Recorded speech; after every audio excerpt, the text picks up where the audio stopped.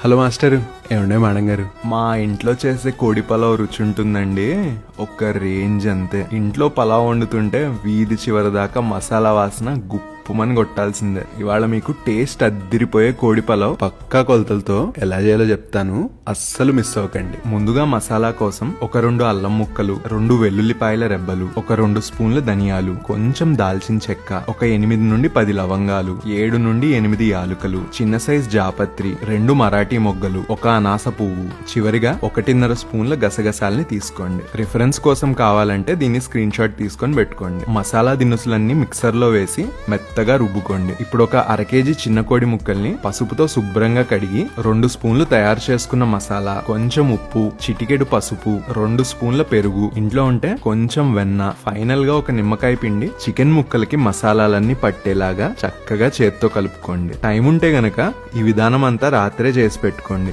అంత టైం లేకపోతే చికెన్ కి కొంచెం ఎమోషనల్ సపోర్ట్ ఇచ్చి ఒక గంట సేపు ఫ్రిడ్జ్ లో పెట్టేయండి. ఒక 3 ఉల్లిపాయలు బిర్యానీలోకి, 2 బిర్యానీ కూరలోకి పొడుగ్గా కోసి పెట్టుకోండి. అలాగే ఒక 4 పచ్చిమిరపకాయల్ని ఘాటు పెట్టి పక్కన ఉంచుకోండి. అదే చేత్తో కొంచెం పుదీనా కొత్తిమీరని కడిగి పెట్టుకోండి. ఇప్పుడు ఒక 2 పావుసేర్ల బియ్యం, అంటే ఒక 1/2 కేజీ బియ్యాన్ని శుభ్రంగా కడిగి ఒక గంట సేపు నానబెట్టేయండి. ముందుగా ఒక బాండీలో 1 స్పూన్ నెయ్యి, నూనె వేసి వేడెక్కిన తర్వాత కోసి పెట్టుకున్న ఉల్లిపాయ పచ్చిమిరపకాయ ముక్కల్ని వేసి ఉల్లిపాయల్ని ఎర్రగా వేపుకోండి. ఉల్లిపాయలు వేగిపోయాక కలిపి పెట్టుకున్న చికెన్ ముక్కల్ని వేసి ఒకసారి అంతా కలిసేదాకా తిప్పండి. చికెన్ ని ఒక 80% ఉడికించుకొని పక్కనుంచుకోండి. ఏమండోయ్, చికెన్ పూర్తిగా ఉడికిపోకూడదు, గుర్తుంచుకోండి. ఒక బిర్యానీ పాత్రలో నెయ్యి, నూనె వేసి ఇష్టం ఉంటే కొంచెం జీడిపప్పు, కారంగా ఉన్న ఒక 10 పచ్చిమిరపకాయలు, ఒక 3 పొడుగ్గా కోసి పెట్టుకున్న ఉల్లిపాయ ముక్కల్ని వేయండి. ఇందులోనే ఒక 2-3 యాలుకలు, చిన్న సైజ్ దాల్చిన చెక్క, 4-5 లవంగాలు, ఒక అనాస పువ్వు,